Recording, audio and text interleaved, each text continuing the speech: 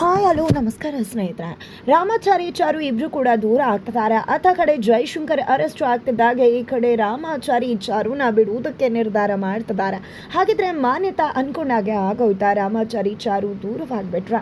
ಏನಾಯ್ತು, ಏನು ಕತೆ, ಇದು ಎಲ್ಲವನ್ನ ಕೂಡ ತಿಳ್ಕೊಬೇಕು ಅಂದರೆ ಈಗಲೇ ನಮ್ಮ ಈ ಚಾನಲ್ನ ಸಬ್ಸ್ಕ್ರೈಬ್ ಮಾಡಿ, ಹಾಗೆ ಒಂದು ವಿಡಿಯೋವನ್ನು ಪೂರ್ತಿಯಾಗಿ ನೋಡೋದನ್ನು ಯಾವುದೇ ಕಾರಣಕ್ಕೂ ಕೂಡ ಮರಿಬೇಡಿ. ಇಲ್ಲಿ ರಾಮಾಚಾರಿ ಚಾರುಗೆ ಜೈಶಂಕರ್ ಅರೆಸ್ಟ್ ಆಗ್ತಿದ್ದಾರೆ. ಜೈಶಂಕರ್ ಮೇಲೆ ಒಂದು ಸ್ಕ್ಯಾಮ್ ಮಾಡಿದ್ದಾರೆ ಅನ್ನೋ ಒಂದು ಕಂಪ್ಲೇಂಟ್ ರೈಸ್ ಆಗಿದೆ. ಇಡೀ ಒಂದು ರಾಜ್ಯನೇ ಅವ್ರ ಕಡೆ ತಿರುಗಿ ನೋಡ್ತದೆ, ದೊಡ್ಡ ಇಶ್ಯೂ ಆಗಿದೆ ಅನ್ನೋ ವಿಷಯ ಗೊತ್ತಾಗುತ್ತೆ. ಅದೇ ಕಾರಣಕ್ಕೆ ತನ್ನ ತಂದೆ ಏನು ಮಾಡ್ಕೋತಿರ್ಬೋದು, ಅವ್ರು ಯಾವ ಪರಿಸ್ಥಿತಿಯಲ್ಲಿ ಇರ್ಬೋದು ಅಂತ ಯೋಚನೆ ಮಾಡಿದಂಥ ಚಾರು ರಾಮಾಚಾರಿ ಜೊತೆ ಅವರ ತಂದೆ ಮನೆಗೆ ಹೋಗ್ತಿದ್ದಾರೆ.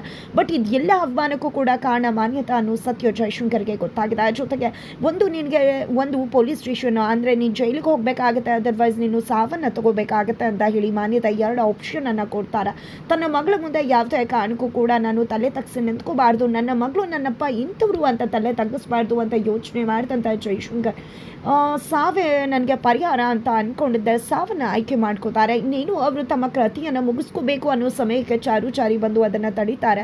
ಏನು ಮಾಡ್ತಿದ್ರಪ್ಪ ನೀವು ಅಂತ ಹೇಳಿ ಚಾರು ಕೇಳ್ತಿದ್ರೆ, ಇನ್ನೇನಮ್ಮ ಮಾಡಲಿ, ನಿನ್ನ ತಂದೆ ಯಾವತ್ತೂ ಕೂಡ ನಿನ್ನ ಮುಂದೆ ಈ ಹೀರೋನೇ ಆಗಿದ್ದ, ಆದರೆ ಇವತ್ತು ನಿನ್ನ ತಂದೆ ನಿನ್ನ ಮುಂದೆ ಈ ರೀತಿ ತಲೆ ತಗ್ಸಿ ನಿಲ್ಲೋದನ್ನು ನಿನ್ನಿಂದ ನೋಡೋಕ್ಕಾಗುತ್ತಾ? ಖಂಡಿತ ಇದು ಯಾವುದನ್ನು ಕೂಡ ನನ್ನಿಂದ ನೋಡೋಕ್ಕಾಗೋದಿಲ್ಲ ಅಂತ ಹೇಳ್ತಿದ್ದಾರೆ. ಅದಕ್ಕೋಸ್ಕರ ನಾನೇ ತೀರ ಹೋದರೆ ಖಂಡಿತ ಇದು ಎಲ್ಲದಕ್ಕೂ ಕೂಡ ಪರಿಹಾರ ಸಿಗುತ್ತಲ್ವ ಅಂತ ಹೇಳ್ತಿದ್ರೆ, ಏನು ಪಾಪ ಮಾತಾಡ್ತಿದ್ರ, ನನಗೆ ನೀವು ಮುಖ್ಯ, ನೀವು ಏನು ಅನ್ನೋದು ನಂಗೆ ತುಂಬ ಚೆನ್ನಾಗುತ್ತೋ, ನನ್ನ ತಂದೆಗೆ ಯಾವತ್ತೂ ಕೂಡ ಇಂಥ ತಪ್ಪು ಕೆಲಸ ಮಾಡೋಕ್ಕೆ ಸಾಧ್ಯನೇ ಇಲ್ಲ ಅಂತ ಚಾರು ಹೇಳ್ತಿದ್ರ. ಜೊತೆಗೆ ಇದಕ್ಕೆಲ್ಲ ಕಾರಣ ಮಾನ್ಯತಾ ಅಂತ ಹೇಳಿ ಜೈಶಂಕರ್ ಹೇಳ್ತಿದ್ದಾಗೆ ಅತ್ತ ಕಡೆ ಅಮ್ಮಂಗೆ ಕಾಲ್ ಮಾಡ್ತಾಳೆ ಚಾರು. ಅತ್ತ ಕಡೆ ಚಾರಿ ಮಾತಾಡ್ತಿದ್ದಾಗೆ ಮಾನ್ಯತಾ ಕೊಡೋದು ಒಂದೇ ಒಂದು ಚಾಯ್ಸ್, ಒಂದು ನಿನ್ನ ಗಂಡನ ನೀನು ಬಿಟ್ಟು ಬರಬೇಕು, ಜೊತೆಗೆ ನಿನ್ನ ಮಗುವನ್ನು ನೀನು ಕಳ್ಕೋಬೇಕು ಅಂತ ಹೇಳಿ. ಈ ಒಂದು ಮಾತನ್ನು ಕೇಳಿದಂಥ ಚಾರುಗೆ ಏನು ಮಾಡಬೇಕು ಗೊತ್ತಾಗೋದಿಲ್ಲ. ಯಾವುದೇ ಕಾರಣಕ್ಕೂ ಇದು ಸಾಧ್ಯ ಇಲ್ಲ ಅಂತ ಹೇಳಿ ಕಾಲ್ ಕಟ್ ಮಾಡಿಬಿಡ್ತಾರೆ. ತದನಂತರ ಇಲ್ಲಿ ಜೈಶಂಕರ್, ಮಕ್ಕಳೇ ನಿನಗೂ ಮತ್ತು ನಿನ್ನ ಗಂಡ ಇಬ್ರಿಗೂ ಕೂಡ ಯಾವುದೇ ರೀತಿ ತೊಂದರೆ ಆಗೋದಕ್ಕೆ ನಾನು ಬಿಡುವುದಿಲ್ಲ, ನಿಜವಾಗ್ಲೂ ನನಗೆ ಸಾವು ಬಂದರೂ ಪರವಾಗಿಲ್ಲ, ಆದರೆ ನೀವಿಬ್ಬರು ಕೂಡ ಯಾವುದೇ ಕಾರಣಕ್ಕೂ ದೂರ ಆಗಬಾರ್ದು. ನೀವಿಬ್ಬರನ್ನ ಯಾರೇ ದೂರ ಮಾಡಕ್ಕೆ ಬಂದರೂ ಅದಕ್ಕೆ ನಾನು ಅವಕಾಶ ಮಾಡಿಕೊಡುವುದಿಲ್ಲ. ನೀವಿಬ್ಬರು ಚೆನ್ನಾಗಿರಬೇಕು, ನೀವಿಬ್ಬರು ಚೆನ್ನಾಗಿರುವುದನ್ನು ನಾನು ನೋಡಬೇಕು, ನಿಜವಾಗ್ಲೂ ಅದಕ್ಕಿಂತ ಬೇರೆ ಏನೂ ಕೂಡ ನನಗೆ ಬೇಕಾಗಿಲ್ಲ ಅಂತ ಹೇಳಿ ಇಲ್ಲಿ ಜೈಶಂಕರ್ ಹೇಳ್ತಿದ್ದಾರೆ. ತದನಂತರ ಅಪ್ಪ ಏನೂ ಆಗೋದಿಲ್ಲ ಅಪ್ಪ, ಲಾಯರ್ ಬರ್ತಾರೆ, ಎಲ್ಲ ಕೂಡ ಸರಿ ಹೋಗುತ್ತೆ ಅಂತ ಹೇಳ್ತಿದ್ದಾರೆ. ಅದೇ ಕಡೆ ಸೀಟ್ ಯಾರು ಜೈಶಂಕರನ್ನು ಈ ರೀತಿ ಒಂದು ಸ್ಕ್ಯಾಮಲ್ಲಿ ಸಿಕ್ಸಾಕಿದಾರೋ, ಮಾನ್ಯತಾ ಜೊತೆ ಕೈ ಜೋಡಿಸಿದಾರೋ ಅದೇ ಸೀಟ್ ಫುಲ್ ಖುಷಿಯಾಗಿದ್ದಾರೆ. ಅವರ PA ಹತ್ರ ಏನಾಯಿತು ಏನು ಅಂತ ಹೇಳ್ತಿದ್ದಾರೆ. ನಿಜವಾಗ್ಲೂ ನಾನು IT ಇಂಡಸ್ಟ್ರಿಲಿ ಟಾಪ್ 1, ಆದರೆ ಜೈಶಂಕರ್ ಮುಂದೆ ನಾನು ಗೆಲ್ಲೋಕ್ಕಾಗ್ತಾ ಇಲ್ಲ. ನಾನು ಜೈಶಂಕರ್ ಜೊತೆ ಪಾರ್ಟ್ನರ್ ಮಾಡ್ಕೊಳ್ಳೋಣ ಅಂದರೂ ಕೂಡ ಅವನು ಒಪ್ಕೊಳ್ಳಿಲ್ಲ. ಹಾಗಾಗಿ ನನಗೆ ಎಷ್ಟು ಕೋಪ ಆಯಿತು ಗೊತ್ತಾ, ಅವನನ್ನು ಹೇಗಾದರೂ ಮಾಡಿ ಬೀಳಿಸ್ಬೇಕು ಅಂದ್ಕೊಂಡಿದ್ದೆ, ಆದರೆ ಈ ಬಾರಿ ಅದು ಆಗಿದೆ. ನನಗೆ ಎಷ್ಟು ಖುಷಿ ಆಗ್ತದೆ ಗೊತ್ತಾ. ನಿಜವಾಗ್ಲೂ ಇದಕ್ಕೆಲ್ಲ ಕಾರಣ ಅಂದರೆ ಅವರ ವೈಫ್ ಮಾನ್ಯತಾಯಿಂದನೇ ಇವತ್ತು ಈ ಒಂದು ಘಟನೆ ನಡೀತಿರೋದು. ಅವರೇ ನನಗೆ ಹೆಲ್ಪ್ ಮಾಡಿದ್ದು. ಖಂಡಿತವಾಗ್ಲೂ ಇನ್ನೂ ನೆಲಕ್ಕೆ ಬಿದ್ದಂಥ ಜೈಶಂಕರ್ ಮೇಲೆ ಹೇಳೋದಕ್ಕೆ ಸಾಧ್ಯನೇ ಇಲ್ಲ. ಇಡೀ IT ವರ್ಲ್ಡ್ ನಂದಾಗಿದೆ ಅಂತ ಹೇಳಿ ಫುಲ್ ಖುಷಿಯಿಂದ ಖುಷಿ ಪಡ್ತಿದ್ದಾರೆ. ಏನು ಸರಿ, ಇವತ್ತು ಏನೋ ಆಗಿರ್ಬೋದು, ಆದರೆ ನಂತರ ಹೊರಗಡೆ ಬರೋದಿಲ್ಲ ಸತ್ಯ ಅಂತ ಏನಿಲ್ವಲ್ಲ. ಸತ್ಯ ಹೊರಗಡೆ ಬಂದರೆ ಏನು ಮಾಡ್ತೀರಾ ಅಂತ ಕೇಳ್ತಿದ್ರೆ ಅದನ್ನು ನೋಡ್ಕೊಳ್ಳೋಣ, ಆದರೆ ಇವತ್ತು ಏನಾಗ್ತಿದೆಯೋ ಅದು ಖುಷಿ ಪಡಲೇಬೇಕು. ಆ ರೀತಿ ಏನೂ ಆಗೋದಿಲ್ಲ, ನಾನು ನೋಡ್ಕೋತೀನಿ ಅಂತ ಹೇಳ್ತಾರೆ. ಜೊತೆಗೆ ಪೊಲೀಸ್ ಅವ್ರಿಗೂ ಕೂಡ ಕಾಲ್ ಮಾಡಿದ್ದೆ, ಸುಮ್ಮನೆ ಅವನು ಅರೆಸ್ಟ್ ಆಗೋದಲ್ಲ, ಅದು ಒಂದು ಸೆನ್ಸೇಷನ್ ಕ್ರಿಯೇಟ್ ಆಗಬೇಕು ಅಂತ ಹೇಳಿ ಇನ್ಸ್ಪೆಕ್ಟರ್ಗೆ ಹೇಳಿದಾಗ, ಗೊತ್ತಿದೆ ಸರ್, ನಾನು ಈಗ ತಾನೇ ಹೊರಡ್ತಾ ಇದ್ದೀನಿ, ಏನು ಮಾಡಬೇಕು ಅಂತ ನಂಗೆ ತುಂಬ ಚೆನ್ನಾಗಿ ಗೊತ್ತು ಅಂತ ಹೇಳಿ ಇನ್ಸ್ಪೆಕ್ಟರ್ ಜೈಶಂಕರ್ ಮನೆಗೆ ಅರೆಸ್ಟ್ ಮಾಡೋದಕ್ಕೆ ಹೋಗ್ತಿದ್ದಾರೆ.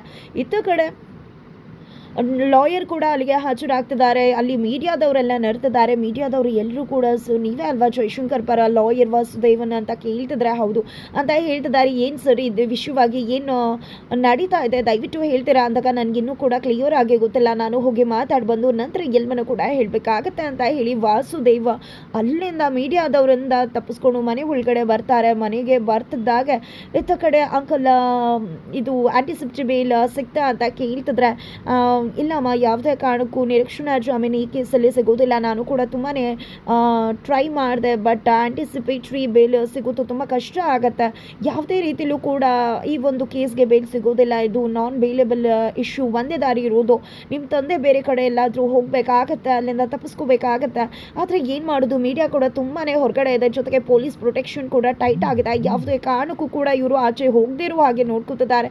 ಸ್ಟ್ರೀಟಲ್ಲಿ ಈ ಒಂದು ವಿಷಯ ದೊಡ್ಡ ಇಶ್ಯೂ ಆಗಿದೆ ಅಂತ ಹೇಳಿ ಹೇಳ್ತಿದ್ದಾರೆ. ಈ ಕಡೆ ಜೈಶಂಕರ್ ಕುಸ್ತು ಹೋಗ್ತಿದ್ದಾರೆ. ಈ ಕಡೆ ಚಾರು ಏನಾದರೂ ಮಾಡಬೇಕಲ್ಲ ಅಂದಾಗ ಏನೂ ಮಾಡೋಕ್ಕಾಗೋದಿಲ್ಲ ಅಮ್ಮ, ಎಲ್ಲ ನಮ್ಮ ಕೈ ಮೀರಿ ಹೋಗಿದೆ, ಎಲ್ಲ ಸಾಕ್ಷಿಗಳು ಕೂಡ ಇವರ ವಿರುದ್ಧವಾಗಿದೆ, ಜೊತೆಗೆ ಇವರ ಆಫೀಸಲ್ಲಿ ಕೆಲಸ ಮಾಡ್ತಿರೋರು ಕೂಡ ಇವರ ವಿರುದ್ಧವಾಗೇ ಇದ್ದಾರೆ ಅಂತ ಹೇಳ್ತಿದ್ದಾರೆ.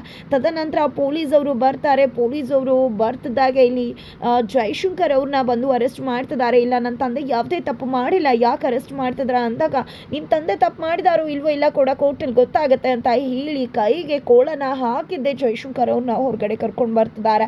ಅತ್ತ ಕಡೆ ಮಾನ್ಯತಾ ಹತ್ರಕ್ಕೆ ಸೀಟ್ ಹೋಗ್ತಾರೆ. ಮಾನ್ಯತಾ ಮೇಡಮ್, ಎಷ್ಟು ಖುಷಿ ಆಗ್ತದೆ ಗೊತ್ತಾ, ಯಾಕೆ ನೀವು ಖುಷಿನೇ ಪಡ್ತಿಲ್ಲ ಅಂದಾಗ ನಾನು ಯಾಕೆ ಇದನ್ನೆಲ್ಲ ಮಾಡಿದ್ದು, ನನ್ನ ಮಗಳು ನನ್ನ ಹತ್ರ ಬರಬೇಕು ಅಂತ, ಜೊತೆಗೆ ಆ ಜೈಶಂಕರ್ ಸಾಯ್ಬೇಕು ಅಂತ, ಆದರೆ ಅವ್ನು ಸಾಯ್ದೆ ಪೊಲೀಸ್ ಅವ್ರಿಗೆ ಸರೆಂಡರ್ ಆಗಿಬಿಟ್ಟ, ನಾನು ಹೇಗೆ ಖುಷಿ ಪಡಲಿ ಅಂತಿದ್ದಾರೆ. ಜೊತೆಗೆ ಖುಷಿ ಪಡಬೇಕಾಗುತ್ತೆ ಮೇಡಮ್ ಅಂದಾಗ ನನ್ನ ಮಗಳು ನನ್ನ ಹತ್ರ ಬಂದು ಅವಳ ಮಗುನ ಅವಳು ದೂರ ಮಾಡಿಕೊಂಡ್ರೆ ಖಂಡಿತ ನನಗೆ ಖುಷಿ ಆಗುತ್ತೆ, ಬಟ್ ಆ ಕೆಲಸ ನಡೀತಿಲ್ವ, ಅದಕ್ಕೆ ತುಂಬ ಬೇಜಾರು ಆಗ್ತದೆ. ನಾನು ಇದನ್ನೆಲ್ಲ ಮಾಡಿದ್ದೆ, ಒಂದು ಆಫರ್ನನ್ನು ಕೊಟ್ಟರೆ ಅವಳು ನಾನು ಹೇಳಿದಾಗೆ ಕೇಳ್ತಾಳೆ, ನನ್ನ ಪರ ಬರ್ತಾಳೆ ಅಂತ ಅಂದ್ಕೊಂಡು, ಬಟ್ ಎಲ್ಲ ಉಲ್ಟಾ ಹೊಡಿತಿದೆಯಲ್ಲ ಅಂತ ಹೇಳಿ ಇಲ್ಲಿ ಮಾನ್ಯತಾ ಅನ್ಕೋತಿದ್ದಾರೆ. ತದನಂತರ ಆ ಕಡೆ ಜೈಶಂಕರ್ ಹೊರಗಡೆ ಹೋಗ್ತಿದ್ದಾಗೆ ಮೀಡಿಯಾದವರೆಲ್ಲ ಪ್ರಶ್ನೆ ಮಾಡ್ತಿದ್ದಾರೆ, ಏನು ಸರಿ ಇದಲ್ಲ ಅಂತ ಕೇಳ್ತಿದ್ರೆ, ನಾನು ಯಾವುದೇ ರೀತಿ ತಪ್ಪು ಮಾಡಿಲ್ಲ, ಏನೂ ಹೇಳಬೇಕು ಅಂತ ನನಗೀಗ ಅನ್ನಿಸ್ತಿಲ್ಲ, ನನಗೇನೂ ಹೀಗೆ ಹೇಳಲ್ಲ, ಇನ್ವೆಸ್ಟಿಗೇಷನ್ ಆಗುತ್ತೆ, ನಂತರ ಸತ್ಯತೆ ಹೊರಗಡೆ ಬರುತ್ತೆ, ಆಗ ನಿಮಗೆ ಗೊತ್ತಾಗುತ್ತೆ ಅಂತ ಹೇಳ್ತಾರೆ. ನಂತರ ಜನರಿಗೆಲ್ಲ ಮೋಸ ಮಾಡಿಬಿಟ್ಟ ಹಾಗೆ ಹೀಗೆ ಅಂತ ಒಂದಷ್ಟು ಜನ ಕಲ್ಲಲ್ಲಿ ತಗೊಂಡು ಹೊಡಿತಿದ್ದಾರೆ. ನಂತರ ಇನ್ಸ್ಪೆಕ್ಟರ್ನ ಕೂಡ ಪ್ರಶ್ನೆ ಮಾಡಿದಾಗ ಇನ್ವೆಸ್ಟಿಗೇಷನ್ ಆಗತ್ತೆ, ಆನಂತರ ಎಲ್ಲ ಕೂಡ ಗೊತ್ತಾಗುತ್ತೆ ಅಂತ ಹೇಳ್ತಾರೆ. ಆದ್ಮೇಲೆ ಈಗಲೇ ಕೈ ಕೋಳ ಹಾಕೊಂಡು ಕರ್ಕೊಂಡು ಹೋಗ್ತಿದ್ದಾರೆ, ಆರೋಪಿ ಅಪರಾಧಿ ಅಂತ, ಇದು ಹೇಗೆ ಅಂತ ಕೇಳ್ತಿದ್ದಾರೆ. ಫೈನಲಿ ಜೈಶಂಕರ್ ಅವ್ರನ್ನ ಕರ್ಕೊಂಡು ಹೋಗ್ತಿದ್ದಾಗೆ ಅಲ್ಲಿ ಜೋರು ಕೂಗಾಟಗಳು ನಡೀತಿದೆ. ಈ ಕಡೆ ನಿಜವಾಗ್ಲೂ ಚಾರಿ ಕಣ್ಣೀರು ಹಾಕ್ತಿದ್ದಾರೆ. ಚಾರುನ ಕೂಡ ಮೀಡಿಯಾದವರು ಪ್ರಶ್ನೆ ಮಾಡ್ತಾರೆ, ಬಟ್ ರಾಮಾಚಾರಿ ಅದನ್ನ ತಡೀತಾರೆ. ನಂತರ ಮನೆಗೆ ಹೋಗ್ತಿದ್ದಾಗೆ ರಾಮಾಚಾರಿ ಬಿಟ್ಟಿದೆ, ಇದೆಲ್ಲ ನಮ್ಮಿಂದಾನೇ ಆಗ್ತಿರೋದು, ನಾವಿಬ್ರು ಜೊತೆಲಿ ಇರಬೇಕು ಅನ್ನೋ ಕಾರಣಕ್ಕೆ ಇಷ್ಟೆಲ್ಲ ಆಗ್ತದೆ, ತಪ್ಪಿ ಮಾಡ್ದಿರೋ ಮಾವ ಜೈಲಿಗೆ ಹೋಗ್ತಿದ್ದಾರೆ, ನಿಜವಾಗ್ಲೂ ಇದೆಲ್ಲ ಬೇಡ ಅಂತ ಅನ್ನಿಸ್ತದೆ ಅಂದಾಗ ಈ ಕಡೆ ಚಾರು ತನ್ನ ತಾಯಿಯ ಫೋಟೋವನ್ನ ಸುಟ್ಟು ಹಾಕ್ತಿದ್ದಾರೆ. ಈ ರೀತಿ ಮಾಡೋದ್ರಿಂದ ಎಲ್ಲ ಸಮಸ್ಯೆ ಬಗೆಹರಿಯುತ್ತಾ ಚಾರು ಮೇಡಮ್, ಇವತ್ತು ನಾವಿಬ್ರು ಜೊತೆಲಿ ಇರೋದ್ರಿಂದಾನೇ ಇಷ್ಟೆಲ್ಲ ನಡೀತಿರೋದು, ನಾವಿಬ್ರು ಜೊತೆಲಿ ಇರೋದ್ರಿಂದ ಎಲ್ರಿಗೂ ಸಮಸ್ಯೆ ಆಗುತ್ತೆ, ಅಂದ್ರೆ ನಾವಿಬ್ರು ಜೊತೆಲಿ ಯಾಕಿರ್ಬೇಕು, ಖಂಡಿತವಾಗ್ಲೂ ಕೂಡ ನಾವಿಬ್ರು ಜೊತೆಲಿ ಇರೋದು ಬೇಡ, ಖಂಡಿತ ಹೇಳುವುದೇ ಕಷ್ಟ ಆಗ್ತದೆ, ಇನ್ನು ಬದುಕೋದು ತುಂಬಾ ಕಷ್ಟ, ಆದ್ರೂ ಕೂಡ ನಾವಿಬ್ರು ದೂರ ಆಗ್ಲೇಬೇಕು ಅಂತ ರಾಮಾಚಾರಿ ಹೇಳಿದಾಗ ಚಾರು ಬೇಡ ಅಂದ್ರೂ ಕೂಡ ರಾಮಾಚಾರಿ ಡಿಸೈಡ್ ಮಾಡೇ ಬಿಡ್ತಾರೆ. ತದನಂತರ ಮಾನ್ಯತೆಗೆ ಕಾಲ್ ಮಾಡಿದ, ಮೇಡಮ್ ನಾನು ಡಿಸೈಡ್ ಮಾಡಿದ್ದೀನಿ ಚಾರು ಮೇಡಮ್ನ ನಾನು ಬಿಟ್ಬಿಡ್ತೀನಿ ಅಂತ ಹೇಳ್ತಿದ್ರೆ ಮಾನ್ಯತಾಗಂತೂ ಫುಲ್ ಖುಷಿ ಆಗ್ತದೆ. ಫೈನಲಿ ನಾನು ಅನ್ಕೊಂಡಾಗ ಆಯ್ತು ಅಂತ. ಈಗ ತಾನೇ ಹೇಳ್ತಿದ್ರು ರಾಮಾಚಾರಿ ಕಥೆಯನ್ನ ಮುಗಿಸ್ತೀನಿ ನಾನು ಅಂತ, ಬಟ್ ಅಷ್ಟರಲ್ಲಿ ರಾಮಾಚಾರಿನೇ ಕಾಲ್ ಮಾಡಿ ಚಾರು ಮೇಡಮ್ ನಾನು ದೂರ ಆಗ್ತಿದ್ವಿ ಅನ್ನೋ ಸತ್ಯವನ್ನ ಹೇಳ್ತಿದ್ದಾರೆ. ಹಾಗಿದ್ರೆ ಇಲ್ಲಿ ಚಾರು ರಾಮಾಚಾರಿಯಿಂದ ತನ್ನ ತಂದೆಗೋಸ್ಕರ ದೂರವಾಗಿ ಬಿಡ್ತಾಳ. ಹಾಗಿದ್ರೆ ರಾಮಾಚಾರಿ ಚಾರುನ ದೂರ ಮಾಡೋದ್ರಲ್ಲಿ ಮಾನ್ಯತಾ ಸಕ್ಸಸ್ಫುಲ್ ಆದ್ರೆ ಹಾಗಿದ್ರೆ ಮಗು ಕತೆ ಏನಾಗುತ್ತೆ ಮುಂದೆ, ಇದು ಎಲ್ಲವನ್ನ ಕೂಡ ತಿಳ್ಕೋಬೇಕು ಅಂದ್ರೆ ಮುಂದಿನ ವೀಡಿಯೋಗೆ ವೇಟ್ ಮಾಡಿ.